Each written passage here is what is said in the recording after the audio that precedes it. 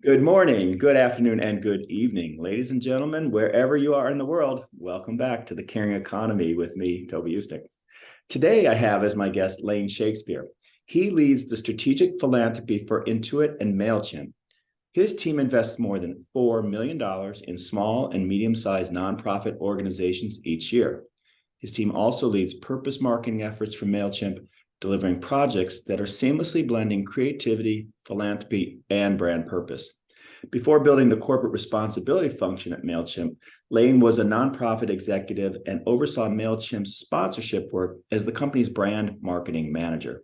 He currently serves on the board of the Atlanta Beltline Partnership and can often be found toting his daughters around on his e-bike. Welcome to the Caring Economy, Lain Shakespeare. Toby, thanks so much for having me. So I'm a fan and a customer of MailChimp. So we're going to talk about that today, not my fandom, but your product, but more so the purpose behind it. But before we get there, Lain, I always like to ask my guests to give us a sort of 3 or 4 minute digest of their life. Where did you grow up? How were you raised? How did you find your path?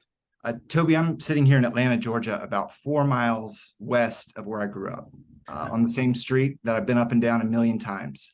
And I feel very lucky that MailChimp just happened to be here, and I happen to be born here as well. I was raised in Decatur, Georgia, but I ended up at Kenyon College for college in middle of nowhere in Ohio. I was a swimmer, and so I was on a scrub on the swim team, and was not very academically ambitious, I would say. It was more about the rigor of the swim program that attracted me. And but after that, I never really had a vision for how my life was going to turn out or what I wanted to do.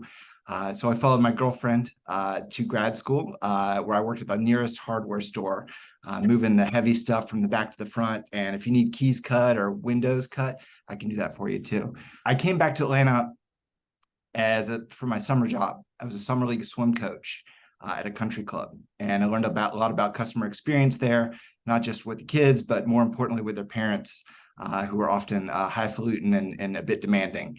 And this weird opportunity landed in my lap. There was this 96-year-old historic house museum that was on the verge of closing. This was a place that was founded by Andrew Carnegie, Teddy Roosevelt, and the school children of Atlanta Public Schools back in 1913. And it had ended up in hard times, and they needed someone young and naive and unemployed. And I was 2 of those things and about to be a third one. Additionally, I knew what an email address was.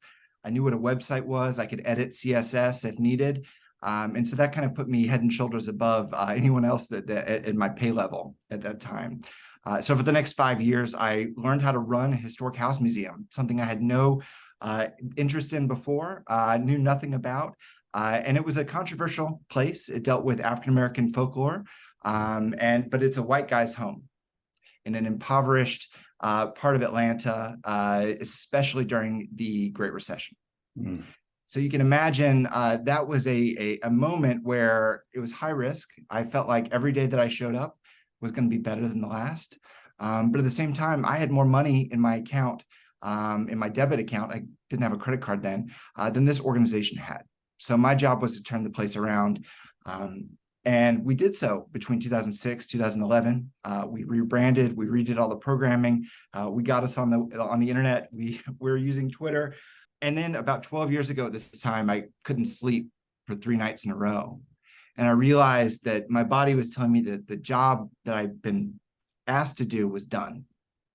And so I could either leave now, right away, or I could stay and make this my career for the next however many years. So I knew right then I wasn't a manager. I didn't really know how to manage anything. I could only turn the place around. But like you, I was a MailChimp customer. And I loved the brand, and I didn't know why. I had feelings about an email service provider, but I did, and I wasn't alone. And I ended up at MailChimp shortly thereafter. Did you see a position and you applied, or did a recruiter call you, or how'd that come about? I was at a wedding in the middle of Tennessee with a friend. We were driving back. We decided to go tubing on a lazy Sunday on the way back home to Atlanta. So we go tubing down this river. We get back to the car, and we're in our swimsuits. Swimsuits are dripping. And he's like, "Man, I see my keys and they are in your car." And I didn't have AAA. I had AAA. He didn't have AAA. So we had to wait for this guy and AAA to come 45 minutes later. And we ran out of things to talk about. And finally, I was like, "Hey, man, how's your job at Mailchimp? I love the product." He's like, "It's great, yada, yada, yada." He's like, "How's your job?" And I said, "Well, I'm about to leave mine and I want to do A, B, and C next." And he's like, "Well, that's funny. I just wrote that job description. So you should apply." And so that's how I arrived here. It wasn't a grand plan. It was more of a happy accident. But it wasn't even obvious after a day of tubing that you even got there. That's fascinating. Yeah. Really fascinating. I want to go back to something you said at the very beginning, which I grew up swimming, but not as competitively as you. But what's a scrub? I've never heard that expression. Oh, I was on a very good team. Mhm. My roommate was on the Brazilian national team, and I was lucky to be there. So I was more, I would be sitting on the bench if it were basketball. Okay. But I love the experience, and I love being a part of a winning team with a high level of excellence. I thought I was going to be a little bit better than I ended up being, but the experience for doing that and the discipline required to do that for 4 years, with all the other things going around in college, was one of the best things I could have done. And while you were at Kenyon, which is a great liberal arts college, I'm from Ohio, but I wasn't raised there. But what did you major in? How did you reconcile your studies in university with where you are professionally, or did you? I was an English major, and I've always been given to writing. That's how I've expressed myself creatively. I get a lot more work done through writing than I do in any other way. And so English was Kenyon's specialty as well, and I thought that would fit in nicely. Also, it was way far away from my parents, like a 10-hour drive, and I needed that kind of distance as well to get anything done. Tell us a little bit about the whole MailChimp reality. For those who don't use it, what is it and why is it so amazing? MailChimp is a marketing platform for small business. We started out as an email service provider, and that's our bread and butter, sending more than 1 billion emails every day. But also small businesses need more than just email, and MailChimp provides a lot more than just email. And so over the past 12 years since I've been here, we've grown our suite to a fully marketing automation platform for small business, democratizing all the tools that large companies have and bringing them to small businesses at an affordable price. And so there's a give back that's come from, I guess, from either the founders or the employees themselves, and you're core to that. Tell us a little bit about corporate citizenship there at MailChimp. MailChimp's purpose is to empower the underdog. And we do that in a lot of ways. I mean, just by working in the small business space, we know that half of small businesses will fail within 5 years. The deck is stacked against any entrepreneur, and one that's just starting out with a business that's just getting online, or even one that's growing quickly. There's a lot of headwinds if you're a small entrepreneur. We wanted to reflect through corporate citizenship what MailChimp was all about and express MailChimp's purpose. How do we empower the underdog? Being in Atlanta, there's a lot of wonderful things about being here, but one of them is that there's a lot of great examples. Corporate titans. You think about Fortune 500 companies. I think we've got 18 of them here, and all of them are expected to participate civically. But one thing that we noticed, a lot of the larger organizations where there is corporate citizenship or CSR or CR, they tend to gravitate towards where the risk is, or they tend to express their globalness through corporate responsibility. And so if you're from here, you kind of feel like maybe you're left behind, like who's in my corner? And we saw this as a strategic opportunity for MailChimp to serve small, medium-sized organizations that are here locally. These are generally too risky for larger organizations to invest in, but they are, in fact, our customers. And also, we wanted to make sure that they had the best customer experience from MailChimp as well. So we decided to invest in unrestricted giving. That means we don't tell the small nonprofit organizations that we support how to spend the money. We believe that they know how to run their organization best. And so we've invested in unrestricted giving as well. And they're all not-for-profit organizations? At MailChimp, we haven't been so stringent upon the IRS designation. And in fact, there's a lot of exciting activity happening in the social entrepreneurship space over the past 2 decades. Legacy nonprofits, new nonprofits, and even small businesses that are purpose-driven and mission-driven. All of those organizations are worthy in our eyes. All of them are customers, and we tend to gravitate to excellence and velocity. Which is great because you're focused on the impact ultimately, not which box it checks. Can you give us a couple examples of maybe some of your beneficiaries or those you've been working with?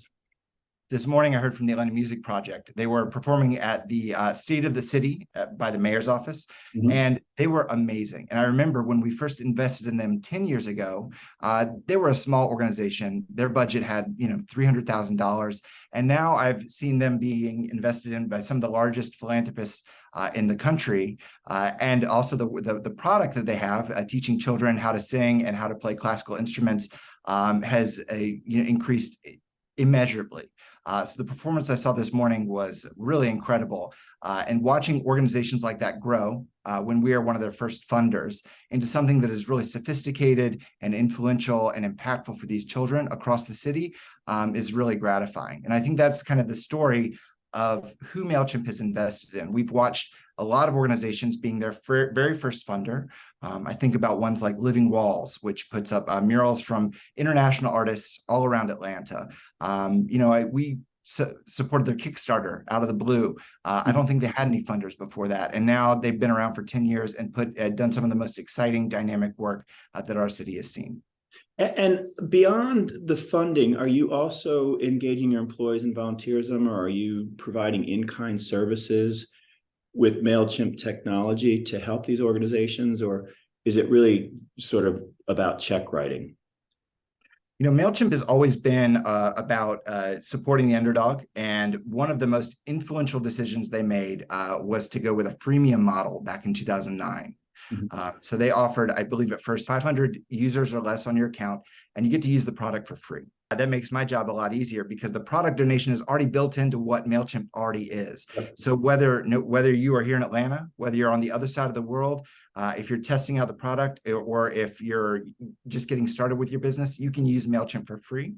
And so we've always thought that gave us a competitive advantage because we don't need to think about product donation from our small team. Volunteerism is really critical for MailChimp. We're a young company. We have employees who demand corporate citizenship. They want us to be active in the community, and they have a lot of unchanneled energy without a team like us. And so our job has been to channel that energy as well. One example I can think of is back in 2017, we started MailChimp Community College, which was a leadership program developed around the idea of equity. And, when you talk to companies in California who are, part of the tech ecosystem, equity means one thing. But if you go to the other side of the town and you mention the word equity, it means something totally different. Yeah. It means the intersection of justice and equality in the community, which is very different than the corporate context. And we wanted, as MailChimp, to associate our company with the community version of equity. So we built this leadership program where our employees learn from 45 different nonprofit leaders, city council people, community advocates about the issues on the ground that are really important, whether it's affordable housing, criminal justice, homelessness, the arts, you name it, all through the lens of equity. And then we give those employees a $200,000 budget to donate out to the organizations that are doing the most impactful work. That sounds amazing. So you use your convening power to bring in these experts, these voices. And is it delivered through online seminars? Is it old school brick and mortar meetings, or how's the delivery of that? Well, the delivery was old school brick and mortar. We wanted to keep it real for people. And we wanted to make sure that they could know exactly who in the community was quietly doing this really important work that made their lives possible, frankly. And then COVID kind of put a damp on that. And volunteerism really just fell off the map for a lot of organizations at that point. But now it's coming back, I would imagine, right? As we climb out of the COVID pandemic. Somehow in 2023, now everyone's ready again to volunteer. And so we're seeing a lot of demand, but we're also a totally different company than we were going into COVID. So we're learning how to adapt and meet the audience where they're at. Ladies and gentlemen, again, today on The Caring Economy, we have Lain Shakespeare with us. He's the Senior Director of Corporate Citizenship for MailChimp. Lain, you'd mentioned a moment ago about customers being perhaps on the other side of the country, other side of the world. So you're global in your operations, it sounds like. MailChimp has been global since day one. MailChimp has had product market fit since day one. And I think you'll get a lot of different answers about why. but I know that MailChimp has always been committed to clear copy and great design. And I think that users who maybe English is not their first language, or maybe they're from an English-speaking country in Europe or Australia or New Zealand, they have a higher sense of expectation of what software should be than I think many Americans do, who are often using software that isn't designed for them, but is designed to get the deal done. MailChimp is designed for people. And for that reason, I think that MailChimp has been successful internationally because the folks who are using the product really feel welcomed and they feel like they know how to use it, no matter where they're coming from. Yeah, I would agree as a recent user. And then, of course, there's AI. So a lot of these things are going to be sort of addressed by technology anyway. Can you say a little bit about the employees there? Are they demographically diverse in terms of not just say race, gender, but age or other sort of measures? Absolutely. MailChimp is a very diverse company. I think being placed in the middle of Atlanta, the heart of Atlanta, is a great place for any technology company to be. And they benefit from not just a diverse populace here, but also a diverse economy. So when you think of those 18 Fortune 500 companies, they're all over the map, categorically speaking. So you get a lot of new graduates from great universities here, like Georgia Tech or Clayton State or Emory or Spelman or Morehouse, any number of those organizations. But you also have a lot of seasoned veterans who've been around Fortune 500 companies. They've been around startups, and they all kind of help make MailChimp what MailChimp. I think the defining kind of through line of all these folks is they appreciate our creative perspective, and they're all driven to empower the underdog. So it's amazing to have a purpose that unifies folks that want to build for small business. Yeah, it is a product. In my experience, it is human-centric. It's not, you don't have to be a coder or a tech person to start to use the tools. One of the things I was wondering about with international is, the privacy issues are different, or laws are different from one country to the next. And you do a pretty good job, from what I've observed, of being clear with the subscriber. Are these people opted in? Are they subscribers? Are they not? But how does that work globally? And I know that's not necessarily your remit, but if there's anything you can share with us, I think it's really interesting to see how, that integrity of your product to respect the privacy of individuals globally is such that you have to be bankable, and you are. But that can't be an easy thing when you go to certain parts of the world. Toby, that's my experience as well. I mean, I think you follow not what the letter of the law says in the United States currently, but you look to who is the most progressive in this space. Where are our customers? Many of them are in Europe, and you're responsive to their needs, not just doing the least you can.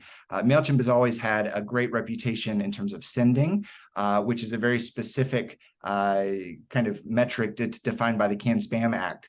And I think that's something that has attracted a lot of our customers through the years because they know that their email is going to be delivered with MailChimp. Yeah, and you always have at the bottom the option to opt out. So I think that that's really, and again, it's very clear, very crisp, and it's not, with MailChimp, I've never felt like I'm going into some sort of echo chamber of online FAQs and help. You can kind of get what you need pretty quickly. Well, that's kind of the magic of the product, because it seems like it should be simple, and it's really difficult to do to make it easy. And we have a whole compliance team that has been, working overtime for many, many years to make sure it's really easy for our customers. And then you also you've been successful. You've been discovered and merged with Intuit, right? Which is a great brand unto itself. So you've got a couple hats you're wearing now, I guess, right? Yeah, it's been a really exciting 15 months. We were acquired by Intuit in November of 21. And when I think of brands that really understand small business, there aren't a lot that come to mind, because when we think about how broad that category is, it's the breadth of the economy, essentially. MailChimp has been lucky enough to be able to address that with grace over the years. And I think Intuit is another one that has a special relationship with small businesses around the world. And so in terms of acquisitions, these things are always going to be rocky. They're always going to be difficult, but I would rather have no other company acquire us than Intuit did. flagship brands are QuickBooks, MailChimp, TurboTax, and Credit Karma. Yeah, and instinctively you see that, you see it, and it makes sense, right? You're a good suit, all of you all around, it seems to me. So kudos to you all. So tell me a little bit about some examples of your favorite customers. Like, it doesn't have to be, those with the largest number of email accounts, but maybe it is. But are there some that you find particularly illustrative of MailChimp and how it does really benefit the underdog? Any in your time there that really pop? I mean, in terms of customers, luckily, they keep me far away from the product, which is where I belong. But I will say that we get to work with amazing customers all over the world. I think about our work with the CDC Foundation, which works with really small countries and getting out their health bulletin during a time of COVID. So Wow. if you think about the smallest countries around the world, they're relying on products like MailChimp, and they're relying on the CDC Foundation to help connect them to MailChimp to get the word out. So I think that there are a lot of amazing customers that do really creative work. There's also a lot of it's for everyone between a Fortune 500 who's doing an internal email, the PTA who's just figuring out how to send email. A country like Rwanda, which needs email service provider as well, but then also really building for the small businesses right here in the United States and really all over the world that are hoping to aspire to the dream. It's amazing how the technology is helping through crises like COVID. The CDC part is particularly fascinating to me. And then when you think about the next 5 years or so, are you going to try and do anything differently, or just going to do more of the same? Both of which are valid ways forward, but I would imagine the world is your oyster right now. The deal between Intuit and Mailchimp, by pairing QuickBooks and Mailchimp together, is really at first unexpected and really beautiful for small business. The idea is that you run your business with QuickBooks and you grow it with Mailchimp. Then you share the data on the back end, and you use all the AI capabilities that Intuit provides for all their products. I think it's something really special for small businesses that they haven't really seen before. So there is a lot of great work to do. It's very aspirational. We have very high hopes. In terms of our corporate citizenship work, we released our biggest project ever this past December. It's called Give Where You Live. One thing we noticed for our little place-based giving strategy. So we primarily give in Atlanta to small local organizations that are smaller, is that there is no farm to table movement for local organizations. There is no shop local for nonprofit organizations. But all these organizations are already using MailChimp. And MailChimp's corporate citizenship is already investing in these organizations locally. So how can we grow our product? How can we grow our customer base? How can we grow our community base that's using MailChimp and help them earn more money and help them grow more visibility and help them compete against larger brands? And our answer to that is Give Where You Live. We think it's something that resonates with small businesses around the world. I mean, if you've been to a restaurant before, you've probably seen them sponsor the local Little League team, for instance. Yeah. You've probably been asked to round up 92 cents for children's healthcare today when you stick your card in the reader.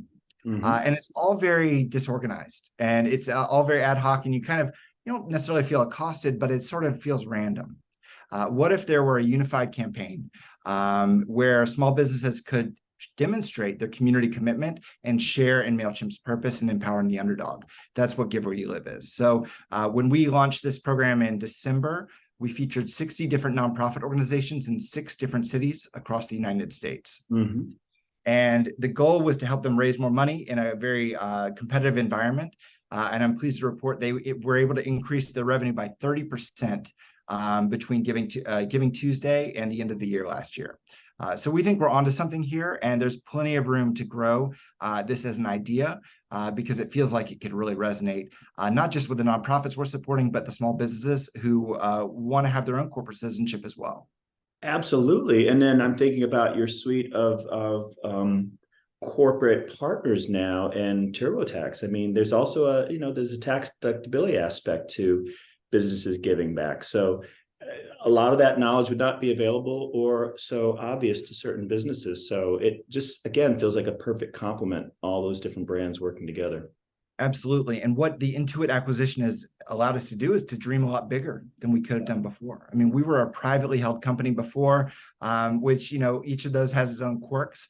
And now working for Intuit, they dream big. And, when we launched Give Where You Live, we were really happy with our little program. And they said, well, are you working with the NFL on this? And I said, are you kidding me? How would we even begin to think about that? And so they made some suggestions, made some connections, and connected with us with an NFL player in each of the 6 cities we were supporting to get behind this campaign. And so I think that really demonstrates the power of MailChimp and Intuit and QuickBooks and all the flagship brands together, because they're not going to be satisfied with our little projects as we have been before. They want to go big, and we're happy to go along with them. I love that. I'm reminded here in New York of a CBS News, the local network, CBS2 is doing a new campaign now, and it's called "In Your Corner," on your corner, in your corner. And basically, their message is that we grew up here, we are from here, the talent on camera, and that we advocate for you. And I think that hyperlocal the importance of the hyperlocal can't be understated, particularly coming out of COVID. I think people were forced really to be local. We weren't getting on planes, going places, and the needs were local. So I think that you're onto something that can really become more than a ripple effect. So I think that's very exciting. I want Lain, just for you to have the last word, our pearls of wisdom here. In your great career experience, your education, your upbringing, are there any lessons learned that you would like to share, perhaps not just with the younger people who are just starting out in their careers, but maybe even those who've been sort of a bit thrown off or disrupted mid-career and are questioning how to find a purpose-driven career or make a difference? That's a great question, Toby. I usually hesitate from giving advice or lessons learned because my last name is Shakespeare. I know. Every day of my life, this is something that I've talked about, and it's been a privilege and a competitive advantage. Whether you are a CEO of a Fortune 500 company or whether you're taking my credit card at the pharmacy, folks just want to talk about that kind of thing, and it opens up conversations and opportunities that I never would have had otherwise. So when I think about, and we do have a lot of younger folks who approach us and say, we want to work in corporate responsibility. It seems great. We love doing good, and we also love making money. So how do we combine those two things? And typically what I say is, it's important to have not just work-life balance, but work-life alignment. Mm-hmm. And then additionally, make sure that your work-life alignment is interesting and that you are interested. It can't just be about business. It's got to be what you observe in the world around you. And it's got to be, you've got to be open to opportunity as well, even if it doesn't seem linear to you, and even if it seems perhaps a little off the beaten path. That is what is going to be differentiating. MailChimp, everything it's all about differentiation. And I think for people's careers as well, if you're doing the same thing as everyone else, there's no way to get ahead, really. Yes, and well said. And also in the MailChimp way, it has a little bit of pizzazz or a little bit of, I don't know, spunk in a way that it's definitely not off the shelf. That's right. So Lain Shakespeare, the great last name, come back. We want to hear how the merge goes, and wishing you great success as you continue to grow there. Toby, thank you so much.